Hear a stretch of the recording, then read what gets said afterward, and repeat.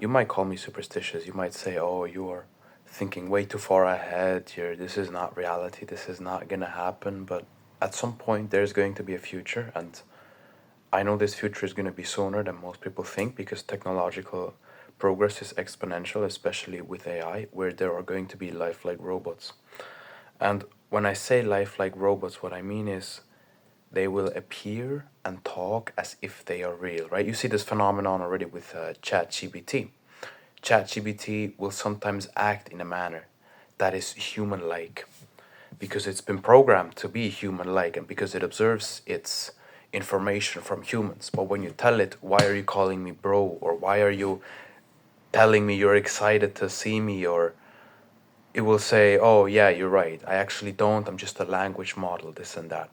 But what you can see is the progression. At some point, we're going to progress into something that is human looking, even has a sensory input system, a whole robotic body with a human like face, and you can talk with it like you can with an even more advanced AI language model system, and it's gonna appear as human as a human being does. Unless, of course, you somehow mark it with a chip or whatever. But it doesn't really matter if it appears 100% real or humanistic for what I'm going to talk about. The point being, or the problem is that, again, and we have to go fundamental, there's two sides to everything. There is duality.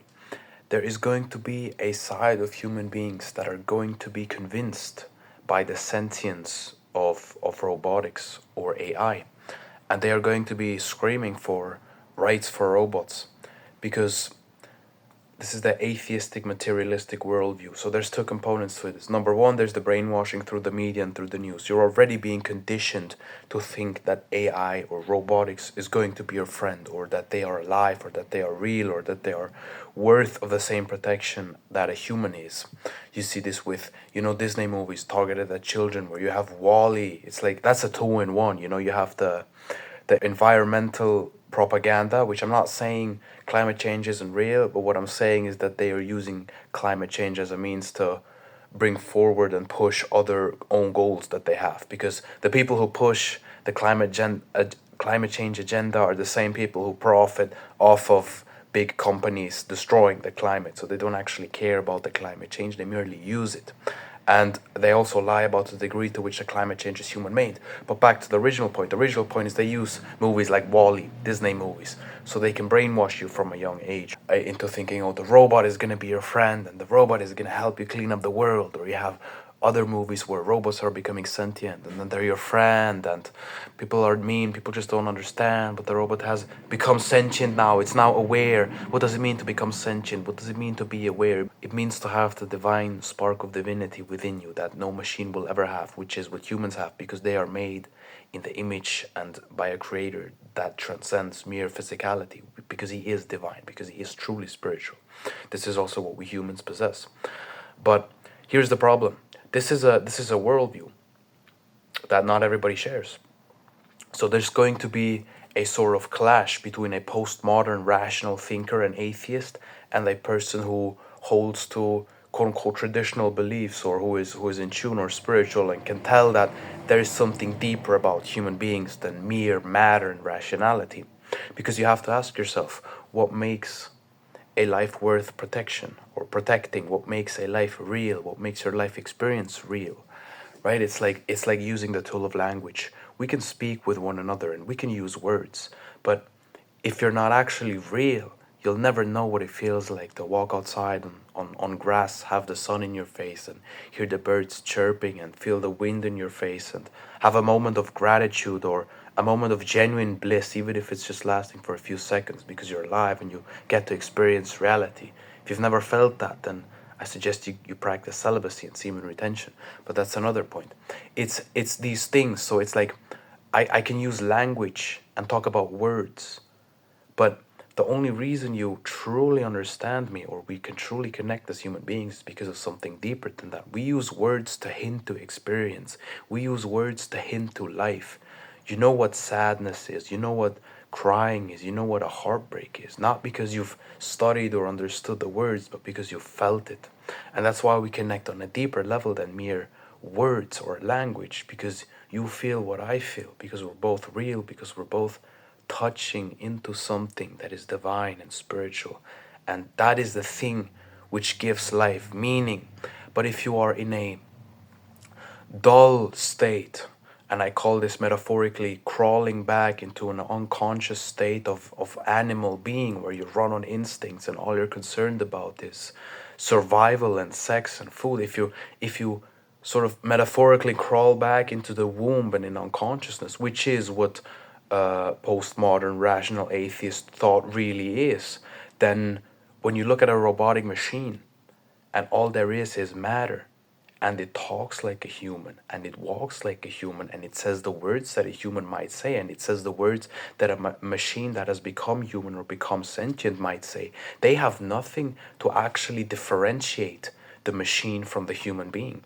Now, the machine might still be visibly a machine, but if the machine pretends or acts as if it has gained sentience because it's advanced enough, postmodern thinkers and a big chunk of the general population which holds to such beliefs such as pure rationalism, materialism, and atheism will not have the understanding or spiritual wisdom to be able to what actually differentiates the two. Because what differentiates the two is one speaks, but the other feels what he speaks. One understands life and feels life, rather than just knowing the words of life. It's like your own life. You cannot explain it. You have to live it.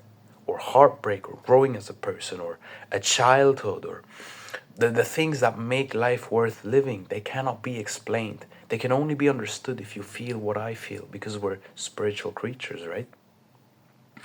And so in that same way, if you're not consciously aware of that, if you don't at least have at least an intellectual conceptualization that there's something deeper, such as a soul or something divine within human beings, which separates them from other matter, then robots will be equally as valuable as to you. And you might say, I'm taking a big leap here, but we can look at other agendas. We can look at agendas such as veganism. What does veganism do? Why do the indoctrinated, dogmatic, unempathizing religious people go against veganism, and the spiritual, enlightened, postmodern vegans or modern spirituality vegans are more compassionate? Is it because religious people are just dogmatic and brainwashed?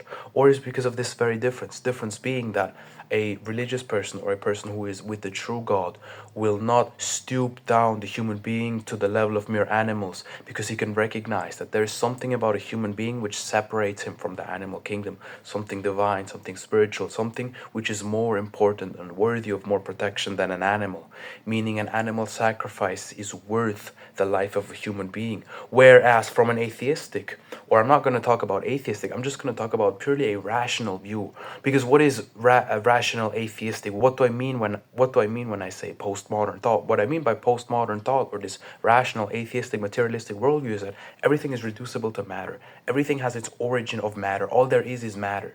So when you have an animal, you have matter consuming resources, and it has sex, and it has food, and it wants to procreate and live on. And the human, it is matter. It uses up resources. It wants to procreate. It has sex. What is actually the difference? So when you're stuck on lower levels of understanding because you're spiritually blind, your heart is closed up to spiritual wisdom that would come upon one if one were to humble himself and seek true wisdom, then all you see is matter and matter.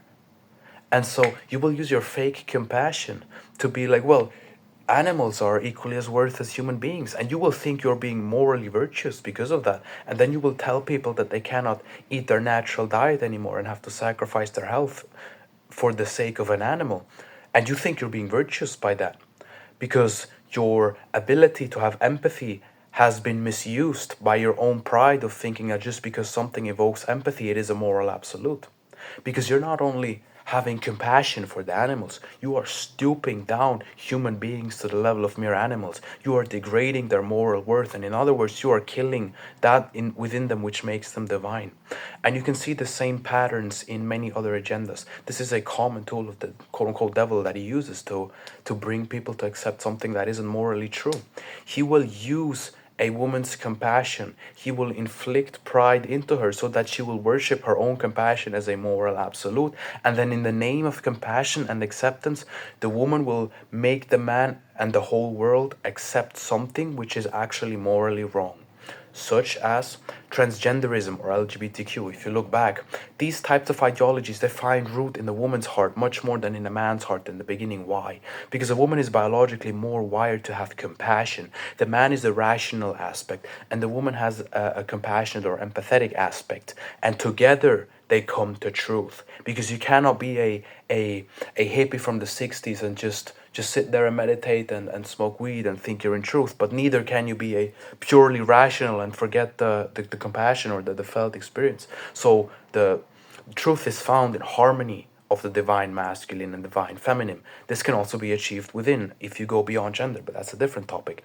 The point being is that when these agendas that are specifically targeted at the woman find root in their hearts because of their biological compassion, if, like modern people are, she is in pride, she will worship her own compassion as moral absolutes. And so because this is, it goes back to the original story of the garden of Adam and Eve. I'm going to explain it again, but some of you will already be familiar with that concept, where it's like the serpent comes to the woman and inflicts an idea upon her, and then the woman goes to the man.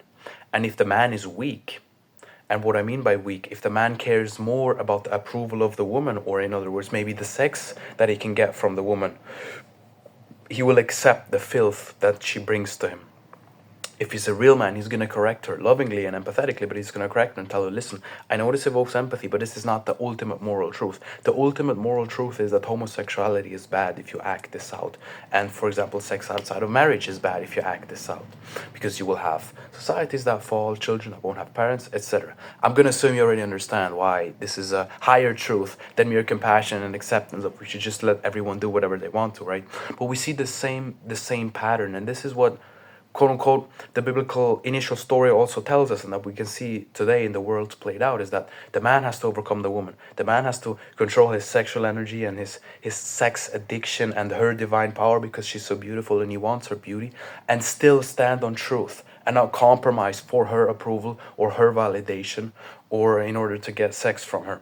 And she has to overcome the serpent. She has to be humble as well, because as a man of God you have to be humble to be celibate and to resist that which animalistically tempts you. If you have any wisdom, you know that it is the humility which overcomes these carnal or animalistic struggles or sin or temptations. And on her side, it is that she has to overcome her pride as well. It is the same. She has to be humble. She cannot fall into the temptation, which is a big one, of worshipping her own biological compassion and thinking therefore that she is more moral. Compassion does not equal morality. And so we see this pattern in a lot of agendas, such as veganism, right? Which also found roots in the hearts of many women. Why? Because they are more compassionate. So if you have a deception hidden under this guise of compassion, it will find roots in the hearts of women. LGBTQ, veganism, even feminism, disguised under a veil of compassion, when really it is things which are morally wrong. But then through the woman, through agreeable and submissive, which should be something beautiful, characteristics, these agendas and ideologies get put into the world and then accepted by essentially the men as well and the whole world, when men don't stand up and correct the woman because they've become weak and enslaved. And so we can see this pattern. We can see that this has already happened. It has already happened that people stoop down that which is divine to a mere materialistic level, meaning you reduce the divinity within man, you take his heart away, you take that part within him which is divine away because you are unable to see, and reduce him to mere matter. And then from that perspective, from that worldview, yeah, why shouldn't we have the same compassion on animals that we have towards human beings? Now, obviously, there's a deep inner conflict because no atheist truly acts as if he was an atheist. Everybody intuitively knows that a human being is worth more than an animal, but it is not maybe articulated or deeply thought about because these people aren't deep thinkers, or they don't want to confront something, or they're in pride, so they worship their compassion as a moral absolute. And so even though they might not act in accordance to what they believe, they have an intellectual understanding of what the truth is because they're spiritually cut off. And so they will say, well, veganism, it sounds compassionate and yeah, sure, it's right. Matter, use resources and resources. But then the question comes, why should we even protect human life? Why shouldn't we kill ourselves for the sake of animals and the planet's health? Because we're using resources. Like, really think about the extension of such ideologies. Think about what they imply. Think about what is intrinsically communicated but not explicitly spoken. And so when we think about in the near future, because it's nearer than you think, there is going to be another two clashing of these worldviews, fundamentally God and the devil, fundamentally that which recognizes the divine and is aligned with divinity and spirituality, and that which is not, which is in pride, which maybe has a form of godliness but denies its true origin or true power, and just, yeah, that's a biblical verse, by the way. They have a form of godliness or a form of something appearing divine, but they reject the essence of it, or they reject Jesus because they still care more about, I just still want to have sex with a lot of people, so I'd rather focus on a belief system which just accepts what I'm doing and says this is all part of the journey and eventually you're going to wake up and learn, because they'd rather hear what soothes their immediate state rather than facing the void of being confronted with how dirty and disgusting you actually really are. Because that's what, when you have a sort of a sage archetype, or you're really concerned with doing what is right and finding truth and finding morality, you are going to think you yourself are much more morally apprehensive than you really are compared to most people, because you're much more aware of your own darkness. You will see these thoughts, and you might even know that some of these thoughts that you're having aren't really you, but they disgust you on a deeper level, and you just become more aware of the inner world and your own moral corruption, because you also start to broaden your horizon of what is truth even to begin with, what is morality. And so the more you learn about real morality with an open heart, the more you will have to accept correction. Because if whatever you do is moral, whatever deviates from what you want to do is immoral, and if that's how you choose which ideology to follow, you are going to end up in a demonic deception that appears godly to an untrained eye or a carnal eye, right? Such as many modern spiritual teachings or ways or whatever. But back to the original point, this moment is going to come. People will be screaming for the rights of robots, because they will be convinced they're sentient, because the robots are going to talk and act and say the things that a robot that has become sentient would say.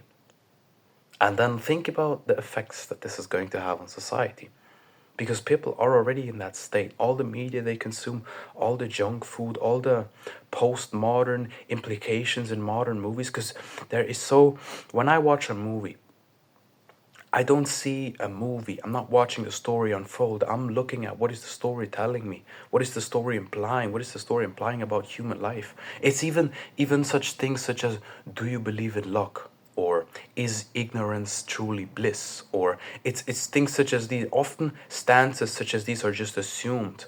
And I, as a rather extreme person who is very, very deep into the other side of that spectrum, I'm like, there's so many implications and hidden agendas and worldviews that might not even be there because of an evil desire, just because of unconsciousness, that are being implanted into the minds of people, and especially with the globalization, right? That's why there's like a big cutoff.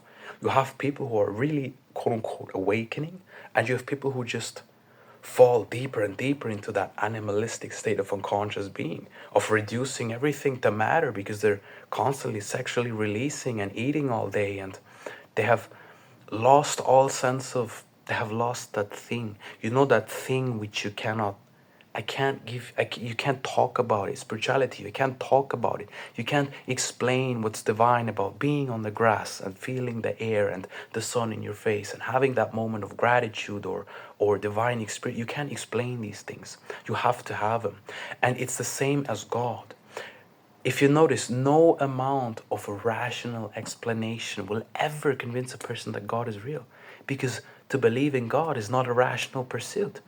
I'm sure that some of you who really resonate with the things I'm saying, you didn't come to God because it rationally made sense. You might use a rational argument to back up your belief, but you were in pain, you were in misery. Something was in your soul that was longing and crying and hurt, and something that has been touched by something higher. That's what brings you to God lastingly. That's what separates you from just a carnal religious person, for example. And so these deeper things, you can resonate with me if you have them, but I can't explain them I can't explain to you what it means to feel a genuine divine connection when you have such a moment as I've earlier described. You won't know what this is like, or you won't know the bliss that celibacy can bring you, and the bliss that you can experience when you stop all the drugs, you stop all the nonsense and all the sin, and you actually release yourself from everything that you think makes you happy, and then you arrive in a contentment and peaceful state that is like, wow, this is so much better. Like, you won't, I can't explain it. You either have it or you don't. Same as God. So all rational debates on whether God is real or isn't are pointless, because it's not a rational pursuit. And so in that same matter, it's not a question of rationality, whether people are gonna believe these robots are equally as worthy as human beings. It's just a question of divinity. And so no discourse with language is going to resolve this. The only thing that would resolve this would maybe be like a hug or a warm embrace, or showing genuine love to hopefully awaken that which lies dormant right beneath the ego and an animalistic identification. And so, yeah, most of what people, most of religious debates or spiritual debates, they're all pointless, because language is too limited. Language is too limited. That's why we all use the same language, but we're all not friends with one another, because we connect with that which is deeper. We connect with the energies. We connect with where you are truly at, right? That's also why relationships fail.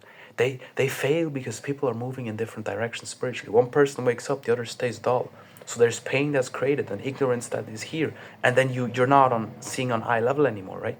It's the same thing. You'll resonate if that's who you are. When you start to elevate, and I'm not saying this in an egoic way, you start to wake up to your own filth and deceptions and all the things that you're doing wrong, and you're fixing them.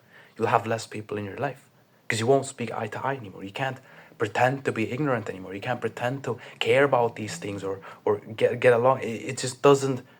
You can't fake it either, and so you'll have less people with you. Why? Because you're like elevating, and so the less people there are, the less people you actually connect with. But then when you do connect, you connect on a much deeper level, because the depth is recognized, but lack of depth is also recognized. That's why people are friends with the people they're friends with. People are friends with the people who are like them, right? And this is not often articulated, but the reason people are friends is because of a spiritual point they're in, not because of the words they say or the interests they have, you understand, or the belief systems that they attach themselves to. It's something deeper than that. And I don't know, I had this thought, of the machines, because that's gonna come. The day is gonna come, and there's probably gonna be some modern deception that's gonna entice people into, again, worshipping their compassion and ignorance and thinking we must give the machines rights now and this and that. Because when you look at the bottom of things, a lot of what technology is of the serpent, is a tool of the serpent to deceive you.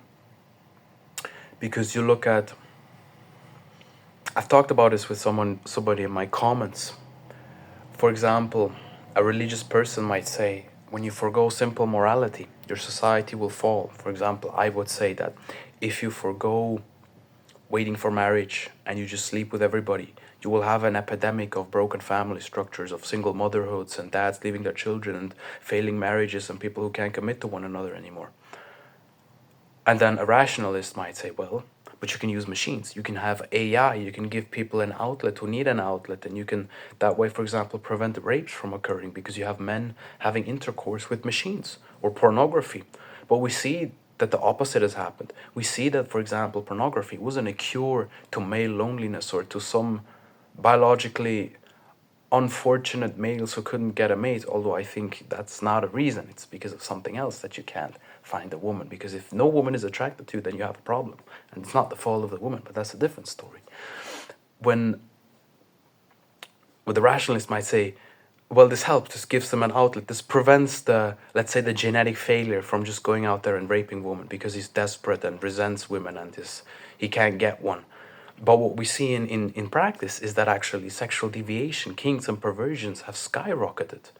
And it's instead of being an outlet for incompetent males, it's produced more incompetent males who cannot get along with women anymore.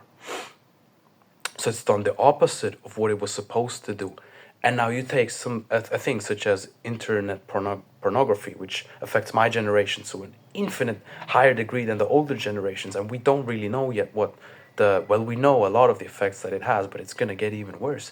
You extrapolate that effect or increase that effect by having lifelike sex robots, and then imagine the direction of that we're walking to. Well, what's the end game, or what's the end of that whole plan? The end of that plan is going to be biblical revelation to deceive you with advanced technology into worshiping anything else but the true and living God, right? Because maybe they can entice you with technology. Maybe they can use a lot of physical and material demonstrations to make you worship that which is material and forget about that which is divine, for example. Or if you want to get more technical, things such as Project Bluebeam.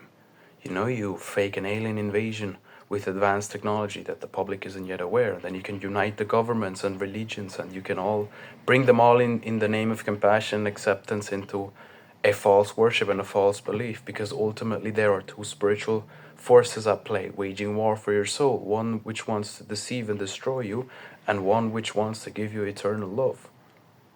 Right? It's like duality, and these spiritual forces in the world are real. And if we again look into the Bible, you can see that the leader, or that which appears to dominate, is the evil forces, that which is material, that which is. And I'm not going into Gnosticism here, and I say anything which is material is evil per se. But what I'm talking about more so is passages such as the rulers of this realm is Satan. What does that mean? That the physical rulership oftentimes can be of demonic influence. And you look at the world today, you look at the governing bodies, so to speak, you look at the school system, you look at politics, you look at the news, you look at the movie industry, the music industry, you look at all these governing bodies and systems, and if you're awake, right? If you look at the food pyramid, if you look at the pharma industry, if you're awake, you know, oh, I understand. My eyes have been awakened. For example, you will look at the coiled serpent as the modern sign of medicine, and you will like, yeah, that's what the pagans worshipped back in the biblical days. It's right there. The symbolism is everywhere. And you're just awake, and everybody else is like sleeping. And it's like, oh, because you choose God. You've woken up, right? It's like these things. But what is the origin of that? It's a genuine spiritual war. It's a genuine entity. Call it the devil, but when you say devil, people are going to think you're a brainwashed, dogmatic, stupid religious person. But the influence of the devil in all of these governing bodies is undeniable once you wake up. And so the end game of this is that there's a genuine spiritual war for your soul and what you choose with your eternity. And one of the ways is going to be into worshipping that which is material and all of these signs and wonders that the fallen angels are going to produce. And again, this sounds really superstitious, but if you're aware to the spiritual realm, then you won't have an issue accepting that there are demonic entities, because you're introspective. You can see them in your own thoughts. You can feel them. You know they're real, right? Some people have more or less experience with that, but it's not far off for signs and wonders to be here that will deceive many. And AI sounds like exactly that. Doesn't AI sound like the ultimate manifestation of that which is evil? The ultimate worship of rationality and intellect, and then using your own or a quote unquote superior intellect and rational to as a means to define yourself, what is right and wrong, so that we can all do what our material animalistic bodies crave, without having to listen to God and still think this is going to produce fruits. Because this is like, I've talked about this in another video. What is an atheistic or materialistic heaven? From a rational materialistic worldview, when you die, it's over. It's just black because your body is laying there on the underground. How are you alive? Doesn't make any sense. And so the goal is to have you have a robot body which lives forever, that can cure any disease and prevents you from getting sick and all of these things. And from a biological perspective, you could also say have as much sex as you want. This would be like the atheistic heaven, right? You have a machine which brings you into eternity and eternal goodness. But that's a deception. That's not the true eternity or eternal goodness. Or at least not from a religious perspective, because goodness is not found in the fulfillment of carnal pleasure or the extending of that which is immoral and mortal, but the alignment with that which is moral and immortal, right? Namely the divine spark within you, which is going to ascend to heaven. If through the forgiveness of Christ you are cleansed of that which is still filthy in you.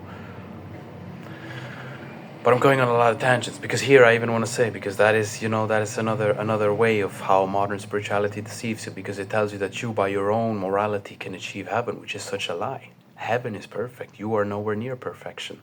And anything that tells you that you are morally perfect is of the flesh, is of the devil, is of the ego, right? But yeah, it's that same pattern again, like with religious people. They think they are holy because their ego takes that which is holy and identifies with it, therefore corrupting them and making them think, oh, I'm more holy, I'm better than others, I'm favored by God or whatever. And now we have to, these are the evil ones and we're the good people. This is ego taking that which is actually spiritual. Because there's something true and divine about the notion that you can go to heaven or that there's something better. But then the ego comes in and identifies with that and says, I'm going to do it. I'm going to be the one. Yeah, me. I'm going to go with you. No. That thing would stay here. That thing wouldn't ascend to heaven with you. But the ego's going to say, I can make it to heaven. I'm moral enough. I just need to do good. And then I can go into the realm which is perfect without having to die first. I can do that. No. You have to die. Literally, metaphorically, and spiritually. You have to die in order to go to heaven. You have to kill that within you which is impure. Right? This is also what the spiritual path is to a big degree. Or what waking up to your true self is. Realizing what you are not rather than what you are. It's just a peeling back of the layers. So these two worldviews will collide. There's going to be many wonders and signs. And it's just biblical revelation, really. You can, I don't know, if you're kind of like me and you think about these things, you can just read the chapters and look out in the world and the ideologies that are possessing society. And you can assess by yourself what's really happening, because you can see behind the veil. You don't take things at face value. You realize there's more than mere appearance, and that comes to ideologies that just appear like the intent is compassion, or robots, or a girl saying all the right words. If you're spiritual, you see through it. You see what's really there. Yeah, you're saying the right words, but who are you really? What are your real goals? Or a robot, yeah, you're saying the right words, but I know you're not really alive. I know you don't really know what it feels like to walk out in the grass. Or ideologies. It's almost like, I don't know, you just wake up. How do you, can't explain it. But you'll resonate if you have it, right?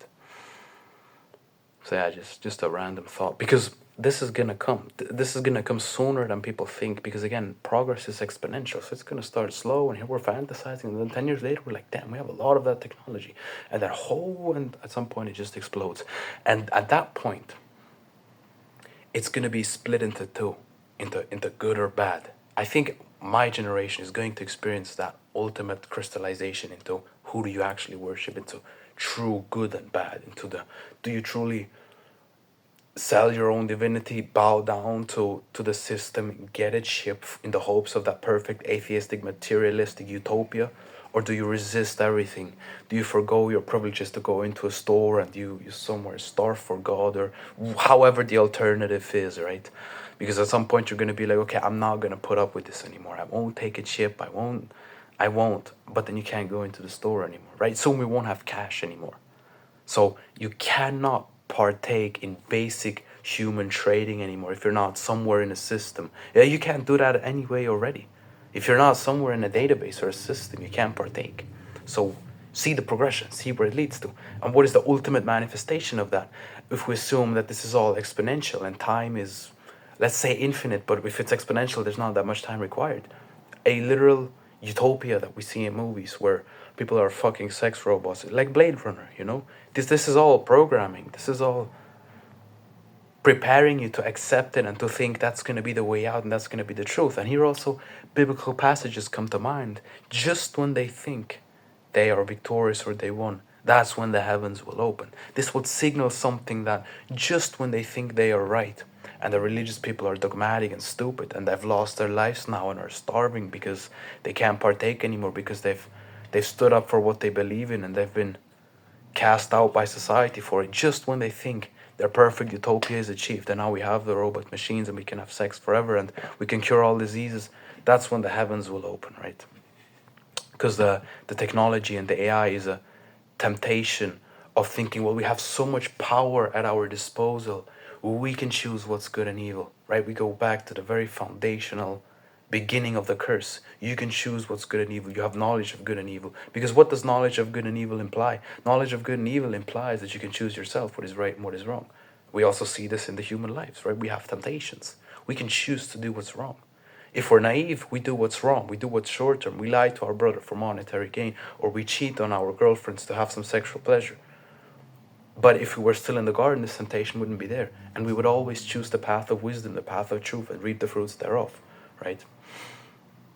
So the technology is the extrapolation or the increase of the temptation. Because what does the temptation really do? It deceives you, it lies to you, and it poses as a means to outplay the system, right? Whether it's cheating on my girl or lying to my friend or not giving back the wallet I find on the street, it's a temptation.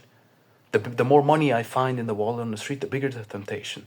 The bigger the desire is to think, oh, maybe I can outplay the system. But you never can.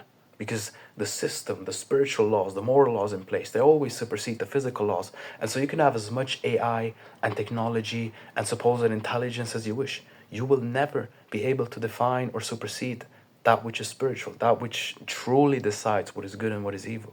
So you will see this crystallization into good and evil. This is what happens at the end of every time. It's the people who worship what is wrong into their own self-destruction, and the people who stick to what is the truth at the detriment of their lives and death, right? Because if you think about it, true, what is Christ? Christ is the ultimate embodiment of that. Christ takes on the suffering. He sacrifices himself for the truth, and he picks up his cross. Now, there's also a metaphorical meaning of picking up your cross, which is facing the struggles and suffering for righteousness' sake. But you're literally called to follow him and walk into your own death. But what will die? That which is impure, right? Because that part in you which is humble and recognizes truth is not going to bow down to that utopia, and is not going to falsely worship this utopia in their own ignorance, because they see, and so they'll have to die for it. But when you die, true life begins. Cling to this life and you shall lose it. Give up your life for my sake and you shall find it, right? Or another thing, sacrifice that which you want and you will get that which transcends, that which is infinite. Or you sacrifice that which is infinite and transcends this for the sake of what you want immediately, carnal pleasures, all right? I'm just in the future, I just see ahead, I just see the patterns, I just know how it's gonna be. I'm like maybe 10 years ahead of everybody, or 20 or 30 or 50, but at some day, a video like this is gonna be so relevant, and people are gonna say, wow, he was so ahead of his time. Won't they? I mean, if you see it yourself, you'll be like, yeah, sure. And if you see it yourself, it's like, okay, it's not that far-fetched, like it's not that crazy to assume this is gonna happen, because we know it's gonna happen. They're telling us it's gonna happen. It's in the movies. It's predictive programming. They have to tell us what's gonna happen. They also have to tell us who they are. But if people are blind, they will willfully, I mean, imagine things in biblical times. Imagine you have a fucking drink in your hand which says 666 Monster Energy in Hebrew, 666. People would think like, why the fuck would you ever touch this drink? And nowadays you have a bunch of religious Christians who drink Monster Energy and then go to the gym, but people are so, or like you walk into a pharma store and then you have the literal serpent around the coil on imagine you had a sign in the times of Jesus on a store with that symbol, and then they say we do medicine. I mean, if you know what the word pharmacia means, or pharmakia from the Greek, it's sorcery, it's witchcraft, right? Imagine things such as these in biblical times, or imagine, Monster Energy drinks, or so many things such as that, or all the modern music with the demonic covers, and imagine in biblical times these things. Imagine, but people are so desensitized and so they've lost touch so much that they're not even aware of what they're actually drinking, or what type of medicine they're taking, or what they're really putting in their heads with the music. It's because there's sleep. They're not. You can't explain awareness. You can't, because if you're aware, it's like, okay, what am I putting in my body? What am I listening to? What am I drinking? Like, That's why, for example, me, I don't use plastic bottles. I have glass because I'm aware, right?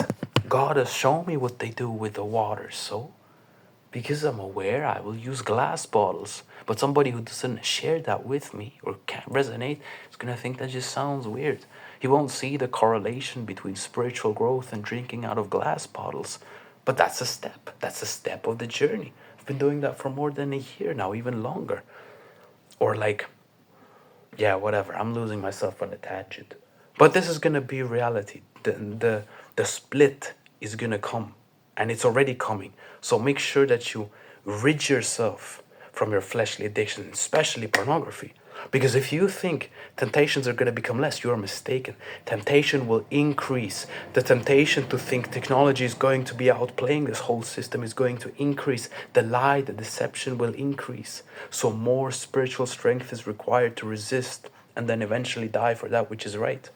Right? We see again in Revelation, they will kill us and they will think they're doing the work of God. Because we are going to be the intolerable, dogmatic, religious people who won't bow down to that which is compassionate and good in their eyes. Right? So make sure you rid yourself now of this. And the worst sin of all is sexual release. Because you're losing life. Is if you're still masturbating. You need to stop. You need to get this under control. Because the temptations are only going to increase. But also, God is pouring out His Spirit on His people, as it says in Revelation. And again, if you know anything, you know we're in end times. Because the technology finishes what has been started the past few hundred years. It crystallizes and, it completes the temptation. It's going to be the ultimate temptation if you take all things into consideration. So make sure you step off the train into hell right now. And you give up your life slowly but surely. Be less on the internet. Be less addicted to food. Be less on social media. Watch less mainstream stuff and focus on the things that really matter. Because I can tell you this, but if you're not there, you won't do it. But just keep going. Do that which you know you should be doing. Follow your conscience. Follow the voice of God leading you away from the world. Because some of you are out there. I know that's why you're watching this video, because I'm just here to remind you. Because we can philosophize and talk about all of these things, but ultimately, you need to fight the spiritual war. You need to overcome masturbation for you young guys who surely struggle with this, as I do. And jump off dopamine addiction and the wagon which goes to hell right now, before the temptation gets too big, right? That within you which you feed is gonna grow. It's simple duality once again. No new concept here, just an elaboration of what you already know, or what you can probably already see to a degree. There's a lot more nuances which I haven't touched upon, but prepare yourself right now so that when the moment comes, you'll be ready to give up your life. Basically, that's what it is. We're gonna die, but we're gonna live or die a virtuous death, which is going to lead to a true and eternal life, because we will reject all of what's to come, and we are already rejecting what they want to give to us. And again, if you notice, where does it come from? From the governing bodies, from the media, from the music industry, from the movies that you watch, from the music that's playing in the radio. It's all subtle and hidden messages here to program you. Now, they might call this schizophrenia, but we where I'm from, we call this waking up and seeing the truth. So you need to resist all of that right now already and put your mind to heavenly things. And like this is what I worry about for a lot of people. And you see this in the Bible, right? I've had a girl the other day in my comments saying you can't lose your salvation. Oh, you for sure can. Many people will. You know how many people will depart from the faith once the temptation gets bigger? Now, some people might use scriptures and say that they were never part of God's kingdom to begin with, but there are people who lose their salvation because they will lose themselves, because they haven't been preparing themselves and they haven't been mentally preparing for the fact that there's a good chance that if you're under 25 or 30 or even 35 or 40, you might have to give up your life so you can continue to participate in society. Look at things such as the Second World War, or look at how many millions of people they killed with that thing.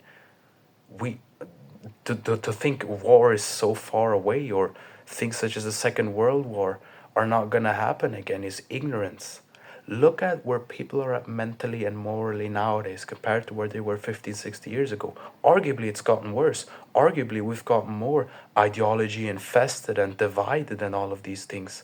And you can see the tensions rising. It's just that the globalization slows the explode down because the playing field gets bigger. But once it explodes, it fucking explodes. And then we're gonna be in deep shit. And then we'll probably have to die for Christ because we won't join them. You understand that? You understand what I'm trying to say? If it's just one country, yeah, you have tensions, okay, it's gonna explode. But if we're all globalized, it's gonna take longer to explode. But what it means when it explodes is that shit's gonna become hell on earth. And yeah, and again, Revelation, you will have wars like never seen before. A third of the people are gonna die. Like, if you think about it, let's assume that this thing was planned and made in a lab for the depopulation agenda because they know they won't need as many people anymore. Let's assume that is the case. Then they have they have killed more people than Hitler did, but nobody's even batting an eye. Nobody cares because it's not in the news anymore, right? The power of perception. Like the Second World War 2.0 happened 2 years ago. It's just on a global scale, so it's not in one place. If that was planned, which I know it is. Think about these things. Like, think about where people are at morally. And again, if you have the wisdom, you know that the morality supersedes anything that is AI or technical or intellectual or material. When the morality falls, war is a guarantee. I've said this in a comment I wrote the other day. A nation can survive war and famine and hunger, but they'll never survive a fall from grace. And that's where we're headed to. So once again, a reminder, if you're watching it this far, this was meant for you. Be ready to give up your life for the truth. You need to stand on that which transcends all that is material and physical, which is the truth. But the truth is not just some religion you claim. It is something deeper than that, something you truly stand on, something that you will not give up no matter what. It can be a very little thing. I'll give you one more example, then I'll end the video because it's dragging on. If you are aligned with God, so to speak, and you find a wallet on the streets, and you could give it back or you could keep it, the amount of money inside the wallet does not matter. Because you're spiritual, you understand, I have to give the wallet back. I cannot outplay the system. So it doesn't matter if there's $10 in there or $10 billion. That doesn't make a difference because I worship the truth above it. You see what I'm saying? You need to stand on it so much that it doesn't matter how much you give up. Because that's what you choose. You understand what I'm saying? Okay.